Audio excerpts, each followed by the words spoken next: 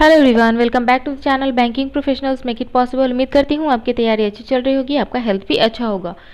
आज फिर से मैं हाजिर हूँ बैंकिंग प्रोफेशनल्स पे एक प्रैक्टिस पजल लेके, जहाँ पे मैं आपको आरआरबी पीओ और क्लर्क का प्रीलिम्स और मेंस दोनों लेवल का पजल करवा रही हूँ, जिससे कि आपकी प्रैक्टिस हो रही है और आपका पजल सॉल्व करने का टाइम भी रिड्यूस होता रहेगा। एक छोटी सी रिक्वेस्ट, अगर आपने अभी तक चैनल को सब्सक्राइब नहीं किया तो सब्सक्राइब करके बेल आइकन दबा लीजिए, ताकि आगे आने वाले वीडियो के अपडेट आपको मिलते रहें। आज हम लोग करेंगे आरआरबी पीओ प्रीलिम्स लेवल का प्रैक्टिस। ठीक है, कल 2-3 दिन से मैंने मेंस लेवल का करवाया हुआ है। अगर आपने अभी तक पूरा प्लेलिस्ट नहीं देखा है तो देखिए और वहाँ से प्रैक्टिस जारी रखिए, ताकि आपका टाइम जो है पजल सॉल्व करने का वो रिड्यूस होता रहे। तो चलिए ज़्यादा देर ना करते हुए बढ़ते हैं अगले सवाल की तरफ। पहला सवाल आपका ये रहा, 6 people are born in 7 different years। 7 अलग अलग ईयर्स में हाँ, ये गड़बड़ हो गया, 6 डिफरेंट ईयर होगा ये। ठीक है, 6 डिफरेंट ईयर में 6 पीपल का जन्म हुआ है। 1951, 1954, 63, 77, 85 और 2002। ठीक है, अब ये क्या कहता है, but not necessarily in the same order. Same order में होगा तो फिर पजल ही नहीं होगा ये। The age is calculated according to the present year, that is 2021। इसका मतलब है कि इन सब का एज 2021 में देखा जाएगा कि कितना है। ठीक है, तो इसके लिए सबसे पहले पजल बनाने का नियम उम्मीद करती हूँ आपको पता होगा। नहीं पता है तो मैं बता दूं कि हमें कंडीशन पढ़ना है, कंडीशन को नोट डाउन करना है और उसके बाद सारे कंडीशन को मर्ज करना है। ठीक है, यहाँ पे 2 बॉक्स मैंने बनाए क्योंकि 2 कंडीशन हम लोग स्टार्टिंग से लेके चलते हैं। अब देखिए कि 2021 को अगर बेस माना जाए तो एज कैसे कैलकुलेट करेंगे। तो यहाँ पे मैं एज लिख लेती हूँ। मैंने आपको पहले भी बताया हुआ है कि रिवर्स चलते हैं। ठीक है, 2002 में जिसका जन्म हुआ होगा उसका एज कितना होगा, 19 साल होगा।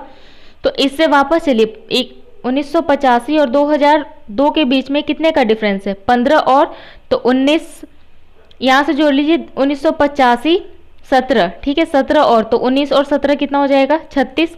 अब इन दोनों का डिफरेंस कितना है, 77 8 85, तो 36 8 44 हो जाएगा। ठीक है, इसी तरीके से 63 14 हो जाएगा यहाँ पे डिफरेंस। तो इसका मतलब कि 44 में 14 जोड़ देंगे 58 हो जाएगा। इन दोनों का डिफरेंस है 6 3 9, तो 9 8 17 मीन्स 67 हो जाएगा। इसका डिफरेंस 3 है, इसका मतलब कि इसका एज 70 हो जाएगा। ठीक है, एज यहाँ पे हमने पहले कैलकुलेट कर लिया।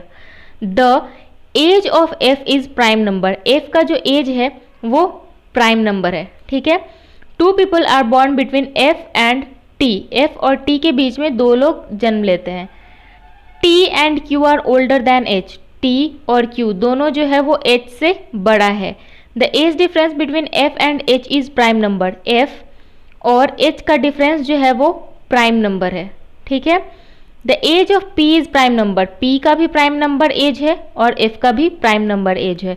The age difference between P and M is a prime number. अब देखिए कि P और M का भी जो एज का डिफरेंस है वो भी प्राइम नंबर है।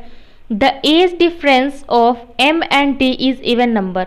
चलिए कोई तो इवन आया, M माइनस टी या T माइनस M जो है वो इवन नंबर है, but not a multiple of 6। But in दोनों का इवन नंबर जो एज है वो 6 का मल्टीपल नहीं है। ठीक है, हमने सारा कंडीशन यहाँ पे पढ़ लिया। अब देखिए कि F और P इन दोनों का एज जो प्राइम नंबर है, तो प्राइम नंबर हमारे पास एज कौन सा है, या तो 67 होगा। यहाँ पे मैं इनका कलर चेंज कर देती हूँ।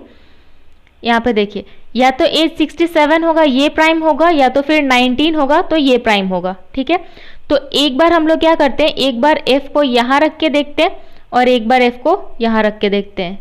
उसी तरीके से एक बार P को यहाँ रखना पड़ेगा और एक बार P को यहाँ रखना पड़ेगा। ठीक है, ये कंडीशन हमने कर लिया।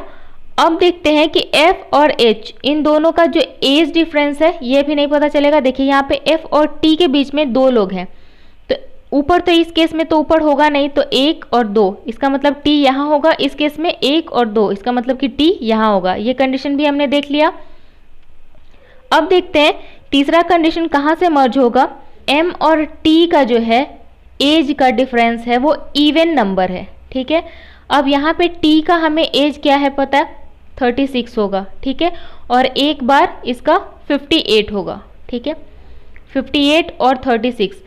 तो अब देखिए कि इन दोनों का एज डिफरेंस अगर 58 से इधर जाते हैं तो ये हो जाएगा m को अगर हम लोग यहाँ पे रखते हैं तो एज इन लोग का 14 हो जाएगा, पॉसिबल है। तो 58 वाले में m का एज हम लोग 44 मान सकते हैं। इधर नीचे आते हैं तो 36 और 58, इसका एज 36 भी हो सकता है, ठीक है। यहाँ पे भी m हो सकता है। इस केस में देखते हैं t 36 है तो 36 8 44, m यहाँ पे हो सकता है, इसका मतलब कि m 44 इस केस में भी हो सकता है। अगर हम लोग 36 से 58 पे जाएं तो m हम लोग 58 भी मान सकते हैं। वेट, यहाँ पे तो हमारा ये कंडीशन होगा ही नहीं ना, क्योंकि t जो है t और q दोनों h से बड़ा है और यहाँ पे q का ऑप्शन कहीं आएगा ही नहीं, इसका मतलब ये कंडीशन होगा ही नहीं हमारा, ठीक है। ये कंडीशन तो हमारा यहीं से ख़त्म हो गया। अब देखते हैं आगे कि आखिर m को हम लोग और कहाँ रख सकते हैं।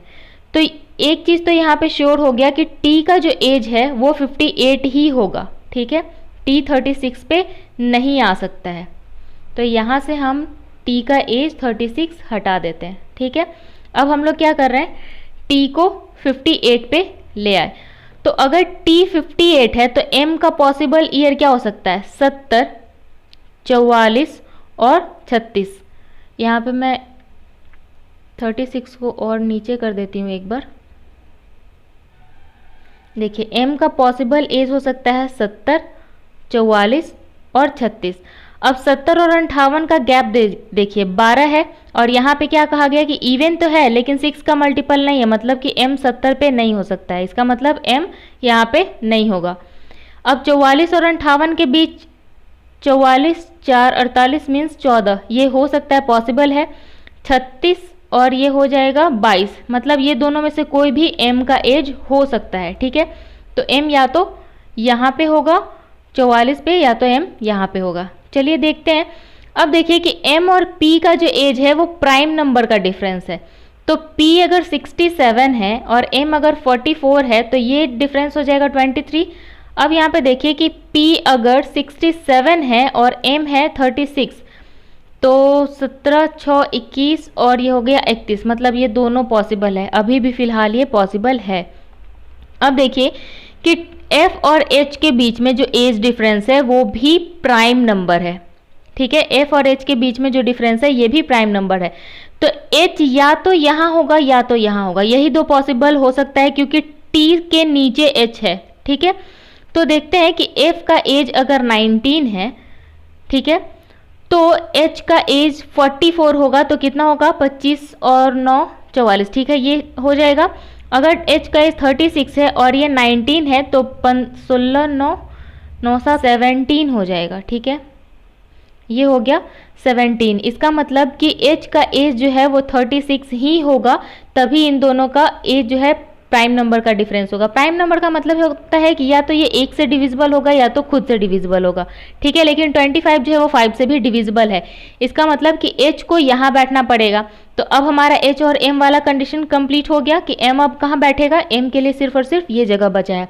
अब आगे देखते हैं कौन सा कंडीशन बच गया, q कहाँ होगा, तो q के लिए इकलौता सीट बचा है। ये हो गया हमारा सॉल्यूशन कंप्लीट, ठीक है।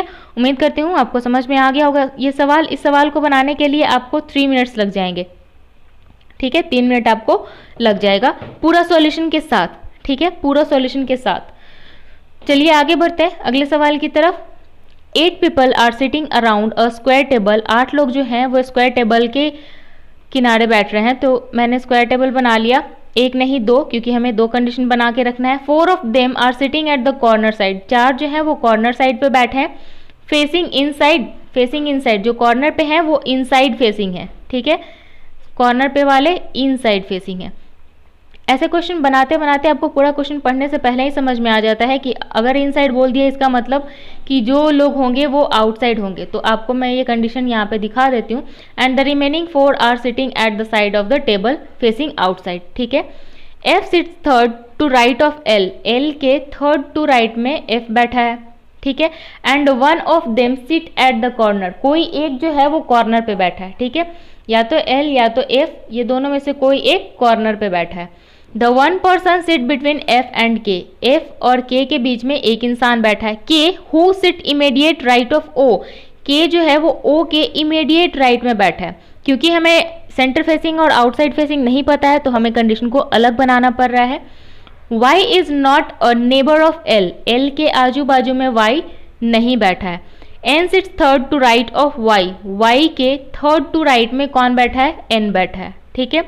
v is not a neighbour of n, n के आजू बाजू में भी नहीं बैठा है। And does not faces outside, भी जो है वो आउटसाइड नहीं देख रहा है, इसका मतलब कि भी इनसाइड देख रहा है। L is not a neighbour of Q, L के आजू बाजू में वाई भी नहीं बैठा था, अब क्यू भी नहीं बैठा है, ठीक है। अब देखते हैं कि सबसे बड़ा कंडीशन मुझे तो यहाँ पे यही दिख रहा है कि एल और एफ, ठीक है। तो एक बार हम लोग एल को कॉर्नर पे लेंगे, एक बार एफ को कॉर्नर पे लेंगे, क्योंकि दोनों में से कोई एक कॉर्नर पे है, ये यहाँ पे कंडीशन दिया हुआ है, ठीक है। अगर हम लोग एल को कॉर्नर पे ले रहे हैं तो एल के थर्ड टू राइट में एफ है, तो फर्स्ट सेकेंड और थर्ड टू राइट में हमने एफ को बिठा लिया, ठीक है। इस कंडीशन में थर्ड टू राइट एफ को थर्ड टू राइट होने के लिए यहाँ तो एल बैठेगा नहीं, क्योंकि ये इसका क्या है, ये इसका लेफ्ट है और ये इसका राइट है, क्योंकि आउटसाइड देख रहा है तो एल तो यहाँ होगा नहीं, तो हमें एल को कहाँ बिठाना पड़ेगा, यहाँ पे। एल के first second third to right में एफ हो गया, ठीक है। ये हमने कंप्लीट कर लिया। अब एल के आसपास ना वाई बैठा है ना क्यू बैठा है, वाई और क्यू कोई नहीं बैठा है यहाँ पे। एल के आसपास वाई और क्यू नहीं है, वाई और क्यू नहीं है, ठीक है। अब देखिए कि एफ और के के बीच में एक इंसान बैठा है। अगर हम लोग के को यहाँ बिठाते हैं, ठीक है, के को अगर यहाँ बिठाते हैं तो देखिए ओ के इमीडिएट राइट में के है, तो ओ का इमीडिएट राइट तो ये नहीं है, ओ का इमीडिएट लेफ्ट हो जाएगा, ठीक है। तो हमें कहाँ बिठाना पड़ेगा, के को हमें बिठाना पड़ेगा यहाँ पे, ठीक है। के को यहाँ पे बिठाना पड़ेगा, तभी ओ के इमीडिएट राइट में के होगा, ठीक है। ये कंडीशन इस केस में हो गया। अब देखते हैं एफ और के के बीच में, अगर हम लोग के को यहाँ बिठाते हैं तो के इमीडिएट राइट, ओ के इमीडिएट राइट में के, ये तो पॉसिबल है। अगर हम लोग के को यहाँ बिठाते तो ओ के इमीडिएट राइट में नहीं, लेफ्ट में हो जाता है, इसका मतलब कि के यहाँ नहीं होता, ये के का पोजीशन सही है, ठीक है। ये भी कंडीशन हमारा हो गया। अब देखते हैं y के थर्ड टू राइट में n है। सबसे पहले देखते हैं कि भी जो है वो इनसाइड फेसिंग है। इनसाइड फेसिंग के लिए दो जगह खाली है, अभी नहीं हो सकता है, तो y के थर्ड टू राइट में n है। अब देखते हैं कि y को हम लोग कहाँ पे बिठा सकते हैं, ठीक है। y को बिठाने के लिए कौन कौन सा जगह हमें मिल सकता है, तो थर्ड टू राइट में n है, y यहाँ पे तो होगा नहीं, ठीक है, y यहाँ भी नहीं होगा, ऑलरेडी यहाँ पे k बैठ चुका है, तो y के थर्ड टू राइट में n को बिठाने के लिए इस केस में हमें y को यहाँ बिठाना पड़ेगा, तभी first second third to right में n यहाँ पे होगा, ठीक है। अब यहाँ पे भी हम लोग y को बिठा सकते हैं, नहीं बिठा सकते हैं क्योंकि यहाँ पे y बैठेगा ही नहीं, ठीक है। तो ये y तो यहाँ पे हमारा नहीं होगा। देखिए n और y का कंडीशन इस केस में हो गया कंप्लीट। अब n के आसपास में भी नहीं बैठा है, तो हमें भी को यहाँ नहीं बिठाना होगा, भी को हमें यहाँ बिठाना होगा। देखिए केस में भी कह रहा है कि भी जो है वो इनसाइड है, इसका मतलब कि भी इनसाइड यहाँ पे सही है। बचा कौन, q, तो q यहाँ पे हो जाएगा। चलिए इस केस को देख लेते हैं कि y यहाँ भी नहीं हो सकता है और y यहाँ भी नहीं हो सकता है, तो इसके y के थर्ड टू राइट में n है, तो y को अगर हम लोग यहाँ तो बिठा नहीं सकते हैं, यहाँ बिठाएंगे तो third to right, first second third to right में के बैठा है, y यहाँ नहीं हो सकता है, तो y को यहाँ बिठा के देखते हैं, first second third to right में n को हम लोग यहाँ बिठा सकते हैं, ठीक है। n के आजू बाजू में भी नहीं बैठा है, तो अगर भी यहाँ नहीं बैठेगा तो भी के लिए पोजीशन सिर्फ और सिर्फ ये बचेगा, और ये जो है वो आउटसाइड फेसिंग है, भी जो है वो इनसाइड फेसिंग है, मतलब ये कंडीशन गलत हो गया। ये आपका सॉल्यूशन हो गया। इस क्वेश्चन को बनाने का स्टैंडर्ड टाइम 2 मिनट, ठीक है। 2 मिनट में ये आपका सवाल बन जाएगा। जैसे जैसे आप कंडीशन पढ़ते जाते हैं उसे नोट डाउन करते जाइए और सिर्फ उसको मर्ज करते जाइए, आपका सॉल्यूशन 2 मिनट में तैयार हो जाता है, ठीक है। उम्मीद करती हूँ आपको समझ में आया होगा। आगे बढ़ते हैं अगले सवाल की तरफ। ये रहा, 8 people PQRSTUVW have their exam on Monday, Tuesday, Wednesday, Thursday with 2 exams in a day। एक दिन में 2 एग्जाम है, 8 लोग हैं जो कि 4 दिन में एग्जाम दे रहे हैं। द एग्जाम इज शेड्यूल्ड इधर एट 9 AM और 2 PM इन अ डे। इसका मतलब होता है कि मंडे को या तो 9 बजे या तो 2 बजे एग्जाम हो रहा है, ठीक है। ट्यूसडे को 9 AM और 2 PM, वेंसडे को 9 AM और 2 PM, यहाँ पे नहीं है आएगा तो मैं इसे यहाँ पे फिर से वापस से लिख रही हूँ 9 AM और 2 PM, ठीक है। ट्यूसडे हो गया 9 to वेंसडे हो गया 9 2 और थर्सडे हो गया 9 और 2। ठीक है, यहाँ तक हमने कंडीशन भी देख लिया और नोट डाउन भी कर लिया। आगे पढ़ते हैं। Q's exam is on Tuesday. Q का एग्जाम है वो ट्यूसडे को हो रहा है। ठीक है, तो अब देखते हैं, यहाँ पे मैं आपको फिर से दो कंडीशन की तरफ लेके चलूंगी ताकि आपको आसानी हो ये समझने में।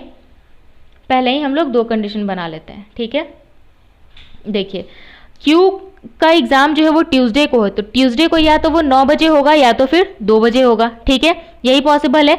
There is only one person whose exam is between P and Q. P और क्यू के बीच में सिर्फ और सिर्फ एक इंसान का एग्जाम है।